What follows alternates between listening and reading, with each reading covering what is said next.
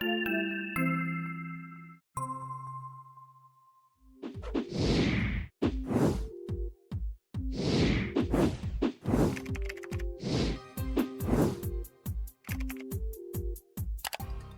back. Richard, I hope you had a very Merry Christmas. I did. You can see I have my little Christmas outfit on. You know, the red, the blue. Is that But it's cold. It's cold in Florida. is it Christmassy because it has red on it? A little bit of red, you know, with celebration. But also, it's Christmas. It's Yeah. cold. It's always It's cold cold. in Florida, right? It's been in the 30s the last couple mornings. We So had the 30s last night, and it's only going to be we say it's only going to be in the 60s, which relatives in Washington, D.C. laugh, you know, when it's only in the 60s. yeah. But yeah, that's cold for us. Yeah. For us Southerners, so yeah. Yeah. So Yeah, we did okay. We've all survived without any major missteps, catastrophes. Nobody left home. Nobody got pushed off the island or anything. So no. I think we're okay. Well, the next vote will be next weekend after the New Year. So We have to do it again. Yes. anybody has to leave then. So, well, part of that is related to what we're going to talk about today, because we're making it through the holidays, we're weathering all of this, and at the same time there is a surge happening a bit with COVID. You can see the numbers are spiking in a lot of places. Some states are jockeying for the highest number of cases per capita, and but what a lot of this leads to is more isolation, more quarantine, more staying apart, more that social distancing. And I heard somebody talking the other day that instead of calling it social distancing, we should have just called it physical distancing, because we want to continue to be social, but Yeah, that's true. That's a good idea. Nice yeah.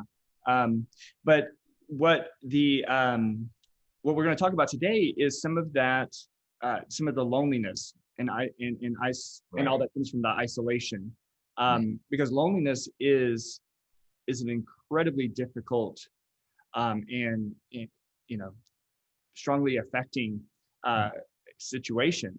We've talked about loneliness before. We've talked about the significant impact that solitary confinement in the prison population, the significant impact that has on a person's functioning, psychological functioning.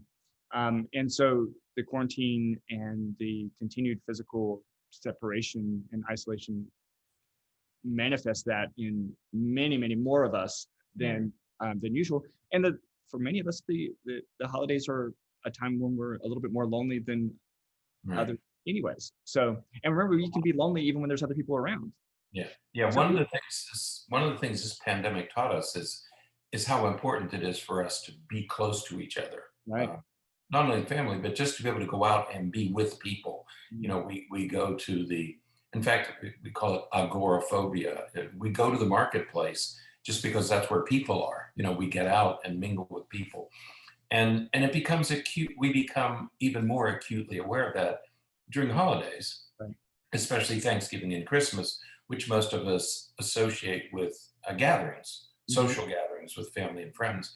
And so we've had this whole year where we have been asked to be very careful about physical distance, and we're all familiar with social distancing. And now the holidays are here, and two things are happening. Well, actually now three things are happening. One is we want to get together and can't, and we're having a surge from Thanksgiving because people got together at Thanksgiving, and so rates went up. And scientists and physicians are predicting that there will be another post-Christmas surge in January.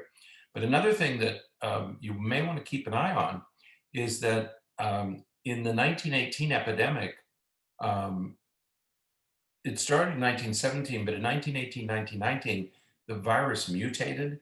Right. So we had another spike in 1918. This virus now has mutated. Right. The scientists in the United Kingdom are warning us that they have found a mutated form of the virus. And so the first question is going to be, is this like in 1918, the mutated virus was more viral. It was more deadly than the original virus. That's one issue. And then we have a vaccine for the COVID-19, but will the mutated form also Right. respond to the vaccine? We don't know that yet. Yeah, So they're anticipating that it will. But of course, we don't know for certain yet, and there undoubtedly haven't been any cases of the new mutated version here in the United States yet. But the other thing about the mutation is that, you know, for whether the science backs this up or not, a lot of people who have had COVID-19 feel as though then they're probably safe and they can't get it again. But if there's a mutated form, then they could get the mutated form, right? Yeah. And so for all of these reasons, I think it's safe to predict, and I think everybody is predicting that January through March, I think the first 3 months of 2021 are going to look very much like 2020. I don't think anything's going to change quickly. And if there is a Christmas surge, a post-Christmas surge, I'm sure we're going to be asked to once again masks, social isolation, hand washing. We're going to be asked to isolate again. And so even in normal circumstances, the holidays can be a very tough time for people who do live alone. This year, it's been even worse. For most of us, it's been worse. Right. And so we thought it might be a good idea to talk about this whole idea of social isolation and how do you handle social isolation. And for that, we thought, well, do we have any models for anybody who's been isolated for a long time? And as it turns out, the astronauts are isolated. You remember the movie The Martian? Yes. I'm going to watch that again because he was stranded. He was up there for a long time. I mean, can you imagine being stranded on a planet by yourself? Right. That's social isolation, right? Just a little bit. I mean, millions of miles of isolation. Right. That's social distancing. So Scott Kelly holds the record for social isolation. He was he was on the International Space Station for about a year, 300 and some days, essentially in 2015 and 2016. And one of the reasons they wanted to do that was, we talk about long-term space flight, like going to Mars, which could take 18 months just to get there and 18 months just to get back. So you're talking about a 3-year. What is the effect of long-term space travel on the human body? And the wonderful thing about Scott Kelly is that he's a twin, and his twin is also an astronaut. Right. And so Mark Kelly, and many of you may remember, it was Mark Kelly's wife who was shot at that shopping mall years ago. So it was his sister-in-law.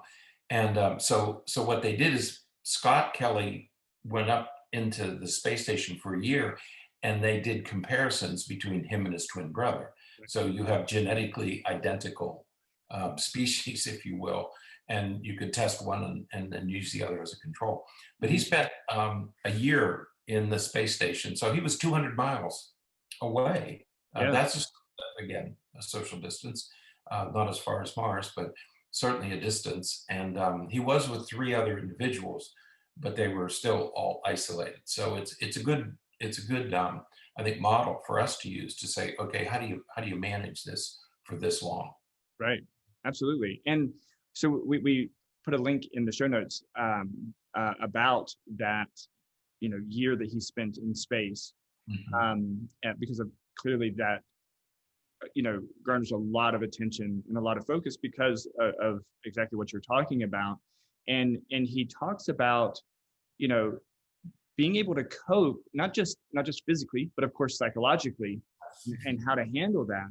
And he has, offered a lot of insight into how we best manage those kinds of situations where we're in isolation, when we're lonely.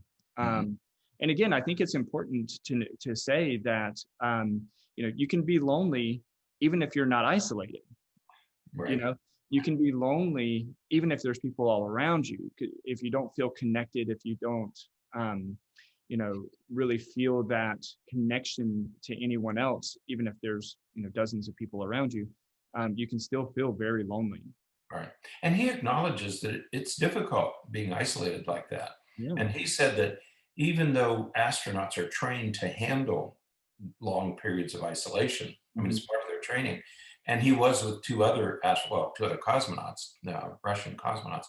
And even though they were well trained, they still faced some challenges Right. managing the isolation because it does get to you. I mean, here you are with two other people for an entire year living in this cramped space. I mean, the space station is big; it's bigger than a space capsule, but it's not a big building. And so you have tasks that you have to do. You have to get through every day, and it is difficult even for them. Mhm.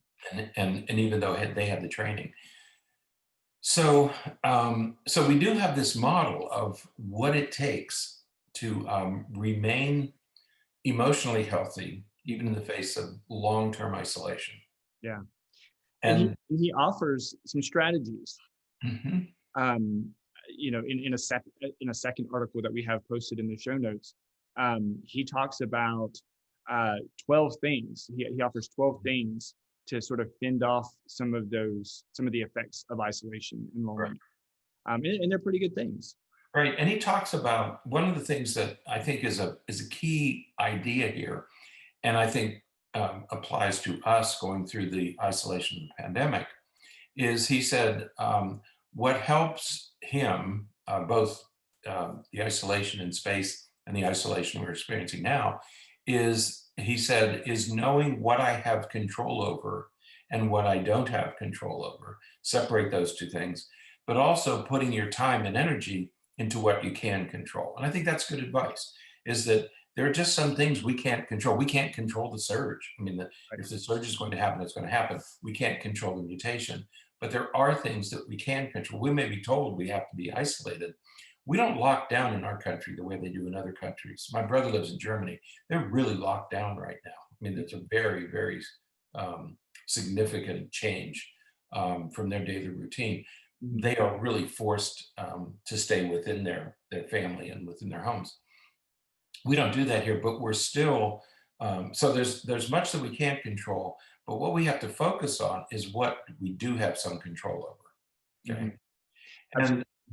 mhm, Yeah, because we've talked about this in a previous podcast that, like you said, we don't have control over the surge. We don't have control over what is happening really with the economy at large. right, Um, and but there are a lot of things that we can control. We can control what we do during the day, and our physical activity, what we're eating. We can control our mindset. right. And so, yeah, these 12 things that he talks about are really good at focusing on those things that we can control and doing something about it. Yeah, and he talks about. He said you one of the things he missed was being able to just walk outside. Right. You're in a space station. You do a spacewalk, but you can't just walk outside. And that's one of those variables that you can't control. You are in this confined space and Right. you can't do anything about that. Right.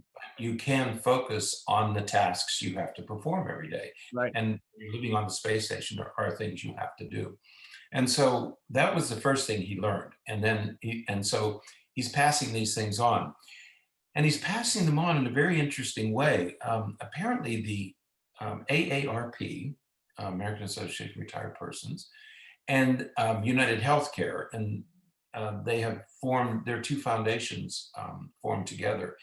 And apparently, he serves as an advisor to Mhm. this group. Right. And and the AARP has for many years been interested in isolation of the elderly.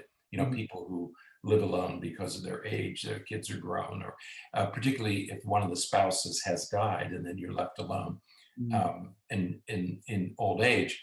So the AARP has been interested in this, and they discovered years ago that 75% of Americans feel socially isolated and 66% are reporting increased anxiety. Mhm. And so Scott Kelly refers to this as a public health crisis within a public health crisis. Right. And what he's giving voice to is that, yes, we have this physical disease that we're battling, but the physical disease is imposing on us a mental health crisis. And that's what AARP and United Health has been interested in tackling, is how do we deal with that? And one of the things they learned is that they said these mental health issues like social isolation and anxiety are probably present more of a health risk than obesity and pretty significant cigarettes, or 15 cigarettes a day. That's Right. almost a pack of cigarettes a day. And we know the health implications of those two things. So the AARP, with Scott Kelly's advice, is giving us tips to how we can manage our isolation and the anxiety that comes with it. Absolutely. And the first one that they mentioned is again, one that we've talked about before, and that is asking for help. You know, it's really important that we are mindful enough of ourselves and our own needs to ask for help when we need it. You know, a lot of people will think that it's, you know, there's a whole thing about, you know, it's weak to ask for help or to admit that you need help. But our perspective, at least, is that knowing that you need help is wonderful insight. It's knowing yourself, knowing your strengths, knowing your limitations, and we all have limitations. Knowing yourself well enough to say, hey, I need some help because I don't have the skills that I need to manage this. That's right. And it's interesting that only 11% of people, even though 75% are feeling this, only 11% seek help. And 30% don't ask anybody for help, even family and friends. Okay. So that's a significant, you know, we know that the rates of these very strong feelings are very, very high. And yet most people aren't asking for assistance. I think it's interesting that NASA insists that its astronauts meet every 2 weeks with psychiatrists and a team of psychiatrists and psychologists. And they go over how things are going at work, work relations, family issues. Are you getting enough sleep? Are you getting enough exercise? And this continues even when they're on the space station. There's a 2-week check by the psychiatrists, by the mental health professionals to make sure they're doing well. So there's a message there that, it becomes the first tip that he gives us, is that be sure you ask for help, either from people who are close to you or people who, or professionals, because most people aren't availing themselves of the professional help that we're going to obviously need. So if you're feeling isolated, if you're feeling anxious, if you're feeling depressed, please don't be ashamed to ask for help. Right. The second one really focuses on, and some of the others also focus on, you know, sort of dealing with what we refer to as the cognitive distortions associated with isolation and depression and some of those kinds of things. You know, those thoughts of, you know, this is the way that things are now. Things will never get better. I'm always going to be this. This is never going to happen. You know, some of those definitives and globals that we think about when we have those negative feelings. And so the second one is to flip the script. Think about and remember that, you know, this is going to be over. It's really challenging now. It's really difficult now, but it is going to end, and things will get better. Even when the things in the 1918 and 1919, you know, when things were really difficult then, a lot of people were dying, a lot of people were really, really sick. It got better. And that's good advice. You know, this is going to end. Yeah. You know, so just flip it around and say, okay, it's going to end. I just have to make it until then, right? This isn't going to go on forever. Absolutely. The third thing is again something that we've talked about, and that is centering yourself. Take a deep stop, pause, take a deep breath, and just kind of be mindful of where you are, what you're doing, and remember that, you know, even though you may be isolated, you're safe and you're taking care of yourself and you're being healthy. You know, so just exercise and meditate and do those things. Yeah, do whatever works for you. You know, for some people, they don't want to exercise. Well, meditation works. For other people, they want to seek counseling somewhere. Other people, they do want to exercise. They feel better if they exercise 2 or 3 times a day, sort of get rid of that tension. So whatever works for you. There's no magic formula here. It's whatever works for you to get back to calm. Right. Absolutely. And number four is Cool. stick to a schedule. You That's remember, I can't remember his name now, the admiral who did the wonderful commencement address at the University of Texas. right. And he said, first, begin your day by making your bed. First, make your bed. Yeah. And he said that's the first thing that you accomplish in the morning. And then you go through your day and you accomplish things during the day. But you have to have some sort of a schedule Right. to do that. Yeah. And then the other thing, That routine makes us feel comfortable. right. And we were just talking about dealing with the things that you have control over. You have control over your schedule. So you can create a schedule that makes life a little bit more predictable. And we find more comfort in predictability. Right. And the schedule's different now than it was then. And we're going to, later on, we'll talk about the schedule's going to change again when this pandemic is over. And you got to get ready for that too. It's not easy changing your schedule. Many times we've talked in this podcast that in order to add exercise to your schedule, you have to give something up. And giving something up is almost as difficult as starting a new habit. Okay. Absolutely. And so you begin with a schedule, and your schedule's obviously your schedule is going to be different now when you're isolated. Prepare for the worst. Yeah. I don't know what challenges, everybody's facing different challenges, but you have to prepare for those things. Right. If you have young children, they might still get other infectious diseases. They're going to still get colds. They're still going to get ear infections. So prepare for those things. If you're, whatever is happening in your life is going to continue to go on. So prepare for those emergencies, know how you're going to handle them. In Florida, we had to prepare for hurricanes in the midst of the pandemic.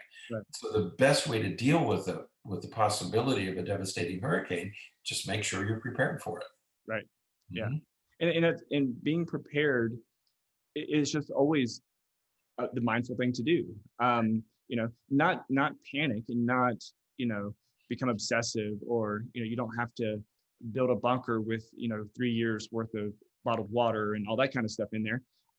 But being aware of, what do I do, or what will I need to do if I have to stay in my house for, a few days and not leave at all? Or what will I do if a loved one gets sick? Or what will I do? You think about those kinds of situations and just be prepared for it as best you can. That's Again, right. think about the things you can control, and then, deal with remember that there's things that you can't control. Right. Exactly. Yeah. And search for that balance. Number 6 is aim for a healthy work-life balance. When are you going to work? When are you going to relax? When are you going to play?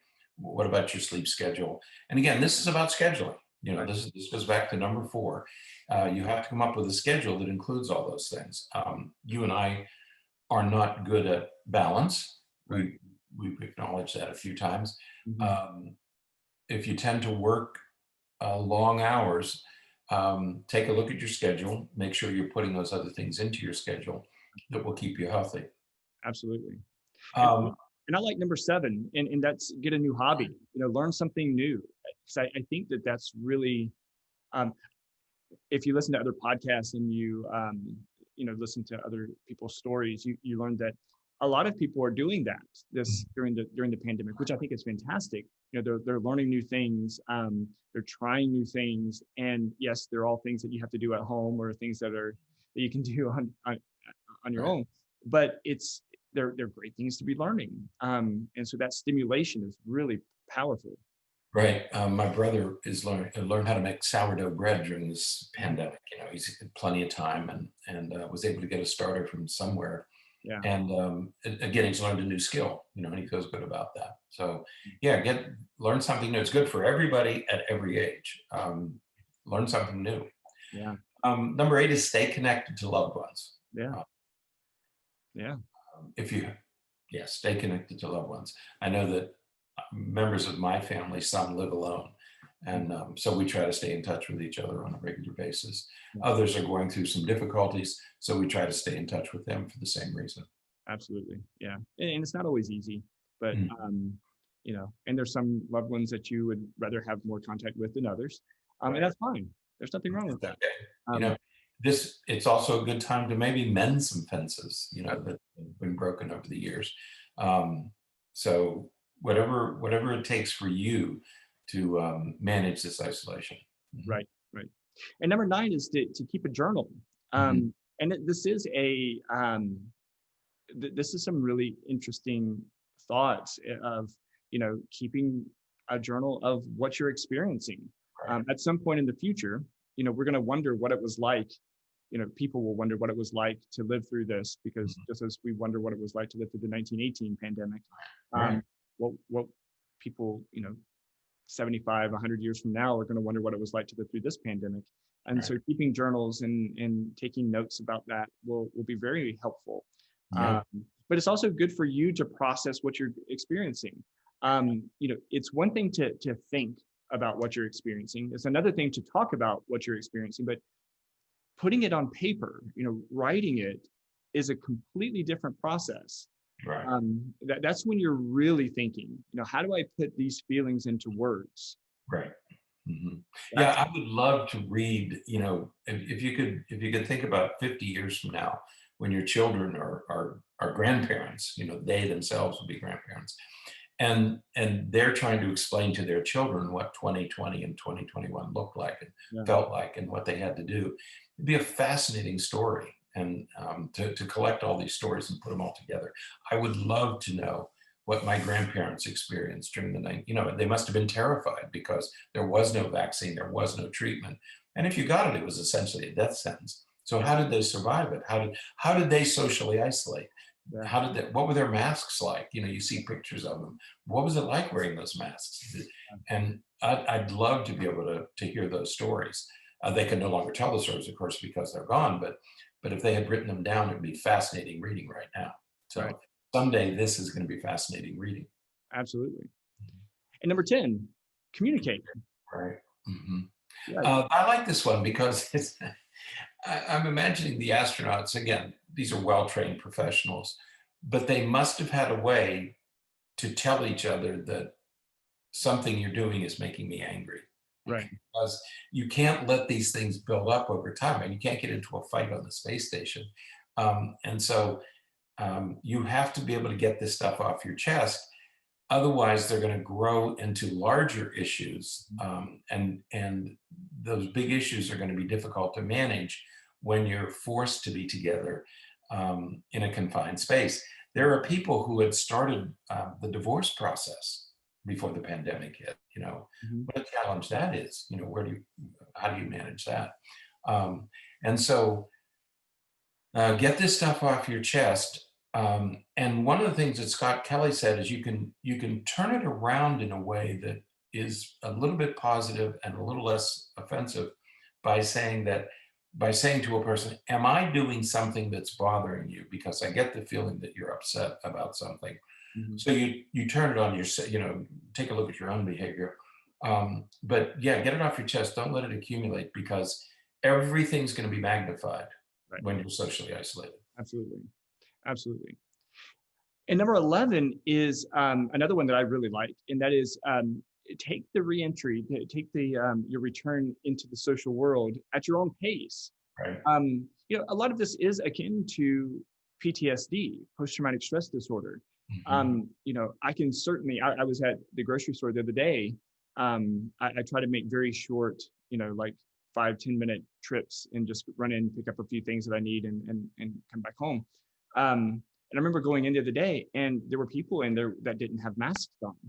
Mhm. And it was, you immediately notice it. It's like there's something strange about that person. Oh, I can see their face. That's weird. Um, and so there is a reaction to it. It's sometimes even physiological reaction to it. You can feel it in that anxiety and stress in your body of, wow, what's happening.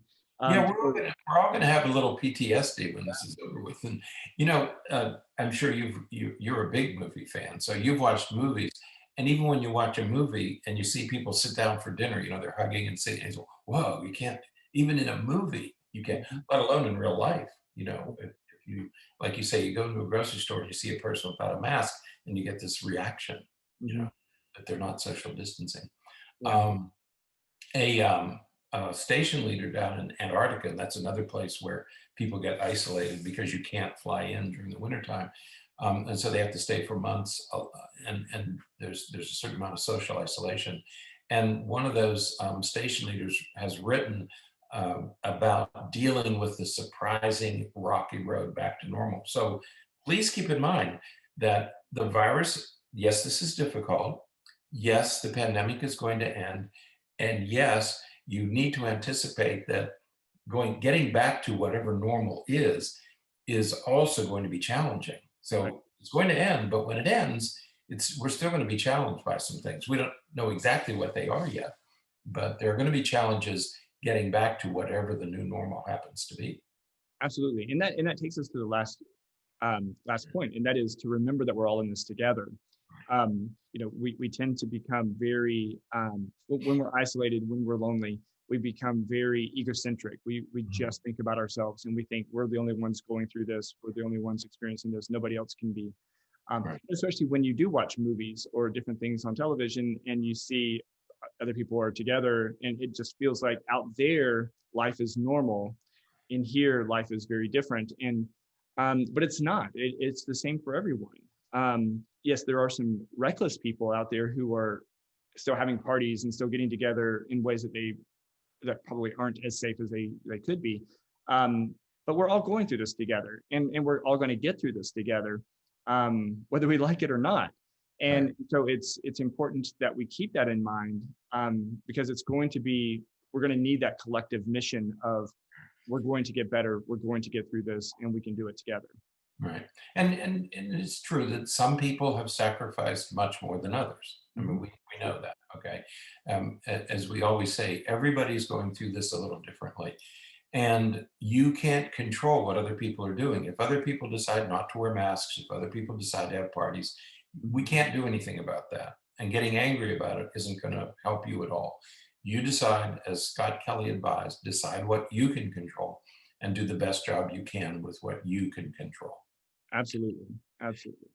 And so the next, we've included two other articles. We don't really need to discuss them at length. Right. But There's the more first one, resources. right, the first one is called, it's about a program. It is the program that AARP and United Health Foundations developed, and it's called Connect 2, and that's the numeral 2, affect.org. And it is the program they developed that people can use to manage their isolation. It's especially focused on elderly because of AARP. Sure. But remember, you get your AARP card when you're 50, and 50 is certainly not old. And so the tips, the information that they provide is appropriate for any age group. It's meant for the over 50, but it's useful information for anybody. I went into the website this morning. I didn't register, but I took they have a little quiz to see if maybe you're at risk for social isolation or anxiety or depression, and should you seek assistance from others, especially professional assistance. It's really nicely done. It's very simple to use. And at the end, they have all sorts of useful resources that you can use to help manage your stress. Absolutely. And the other is from the Centers for Disease Control and Prevention. And this is another really good set of resources for people who are, dealing with not just the coronavirus and COVID-19, but also this isolation and the loneliness that comes about. And so they offer a lot of strategies for immediate help, but also if you're sort of maladaptively dealing with this through substance use or abuse or anything like that, it has resources for that and coping with stress and everything. So that's another really good resource for folks out there. I was really impressed with this resource, this website. It is really comprehensive. And if I would use both. If I were you, I would go to both because one is sort of tailored for you. And the other one just has the CDC website just has a massive amount of really useful information. You'll see in the, when you open up that website, why we didn't try to talk through the whole thing, because it's just pages long, but really, really good stuff. Okay. So if you're struggling at all, if you're interested in this, if you're struggling at all, I would recommend that you go to either one of these. But I was really impressed with the CDC site. Yeah, It's absolutely. really comprehensive. Yeah, if you're dealing with loneliness or struggling with the isolation, go back to the tip number one: ask for help. Talk to someone. Seek a mental health professional. Most mental health professionals are doing work remotely, so you can stay home, you can remain, isolated, but still get some of that support and help that you need.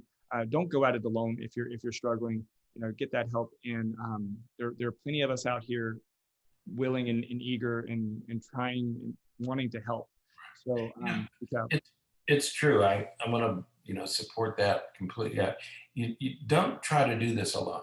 I think that's the most important thing. You and I are lucky because we have each other. We have other people we work with.